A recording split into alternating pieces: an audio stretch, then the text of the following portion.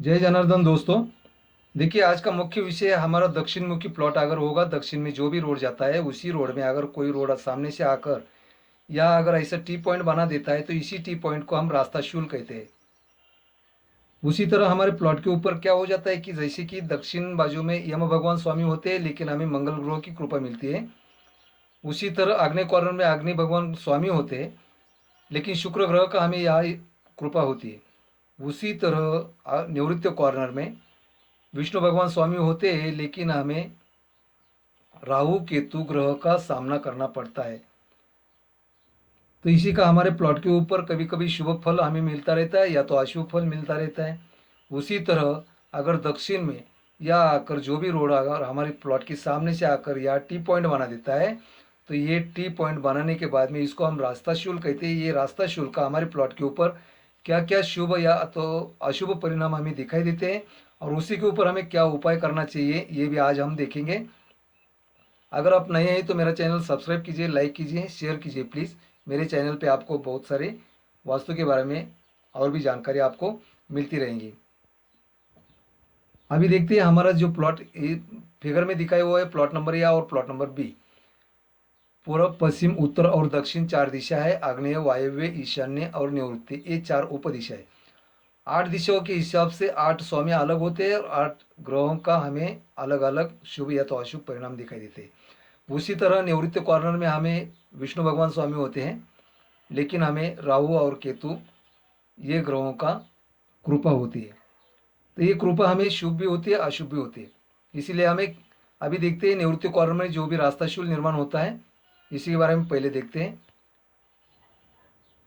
अगर ये रास्ता शूल हमारे प्लॉट के ऊपर अगर निर्माण हो गया तो हमें बहुत अशुभ परिणाम मिलते हैं। स्त्रियों के लिए बीमारियां होती है, धन वृद्धि नहीं होती है, धन का नाश होता रहता है, घर में अशांतता निर्माण हो जाती है। इसीलिए हमें उपाय करना चाहिए। आग्नेय में एक गेट रखना चाहिए, और जब हम एक कंपाउंड बनाएंगे तो ये कंपाउंड बनाते बनाते यहाँ तक 3 फीट का कंपाउंड बनाइए, लेकिन ये रास्ता शूल जो निर्माण हो गया इसी के सामने हमें 5 फुट से ज़्यादा बांधकाम करना है।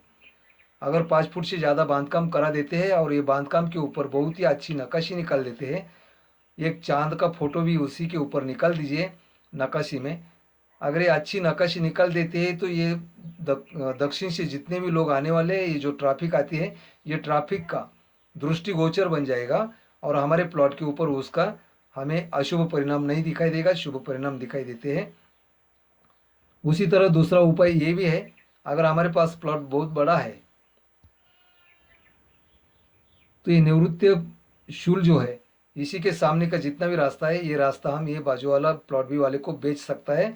अगर इसको बेच देते हैं तो इसी के लिए ये आग्नेय शूल निर्माण हो जाएगा प्लॉट बी वाला के लिए।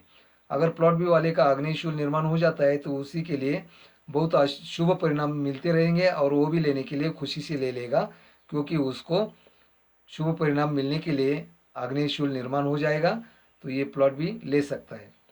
अभी तीसरा उपाय ये भी है कि हम यहाँ जो भी बांधकाम निर्माण करेंगे निवृत्ति शूल के सामने, ये बांधकाम के ऊपर हम एक बहुत बड़ा आईना लगा सकते हैं, शीशा लगा सकते हैं। तो आने वाला जितना भी पब्लिक है, ट्रैफिक है, उसी को वो शीशा में ये पीछे वाला रोड दिखाई देगा, पीछे वाली ट्रैफिक दिखाई देगा। हमारे प्लॉट के ऊपर का अशुभ परिणाम कम हो जाएंगे और शुभ परिणाम हमें मिलने लगेंगे। अभी देखते हैं दक्षिण मध्य में जो शूल निर्माण होता है इसका परिणाम हमें क्या होता है। दक्षिण मध्य में अगर हमें ये रास्ता टी पॉइंट बन गया, रास्ता शूल निर्माण हो गया, तो ये प्लॉट हमें रहने के लिए अशुभ माना गया है, क्योंकि दक्षिण मध्य में हमें यम भगवान स्वामी होते हैं और मंगल ग्रह की कृपा मिलती है, इसीलिए ये हमें रहने के लिए अशुभ माना गया है। या हमें व्यवसाय में बहुत भरभराट होगी, धनवृद्धि होगी, व्यवसाय के लिए ये प्लॉट बहुत अच्छा रहेगा। अगर दक्षिण मध्य में शूल निर्माण हो जाता है तो सामने हम गेट लगा सकते हैं, और यह हमें हमारा व्यवसाय निर्माण कर सकते हैं। व्यवसाय के लिए बहुत ही शुभ रहेगा। अगर हमें व्यवसाय के लिए नहीं चलाना है, हमें अगर ये प्लॉट में बांधकाम ही करना है, रहने के लिए सुविधा करना है, तो हमें क्या करना चाहिए कि दक्षिण आग्नेय में हमें यहाँ गेट बनाना चाहिए, और यहाँ से लेके ये पूरा बांधकाम सामने का 5 फीट से ज़्यादा करना चाहिए। और ये बांधकाम के लिए बहुत, बांधकाम के ऊपर हमें बहुत अच्छी नक्काशी निकाल देंगे और यहाँ एक आईना लगा देंगे। तो ये भी प्लॉट हमें रहने के लिए भी हमारा अशुभ परिणाम निकाल के शुभ परिणाम देने लगेगा। इसीलिए अगर मध्य शूल निर्माण होता है तो हमें यहाँ पूरा बांधकाम बना देना है और बांधकाम करके उसी के ऊपर अच्छी सी नक्काशी निकाल कर दृष्टिगोचर करना पड़ेगा और आग्नेय में हमें गेट बनाना पड़ेगा। तो ये प्लॉट हमें रहने के लिए भी चल जाएगा। उसके बाद में देखते हैं आग्नेय शूल में क्या परिणाम मिलते हैं। अगर यह आग्नेय में हमारे प्लॉट के ऊपर यह टी पॉइंट बना देता है, आग्नेय शूल अगर निर्माण हो जाता है तो यह हमारे प्लॉट के लिए बहुत ही अच्छा रहेगा, स्त्रियों के लिए बहुत अच्छा रहेगा। स्त्रियों का स्वास्थ्य अच्छा रहेगा, बच्चों का करियर बनेगा, बिजनेस में बढ़ोतरी मिलेगी, धनवृद्धि होगी और स्त्रियों के लिए बहुत अच्छा रहेगा आग्नेय शूल।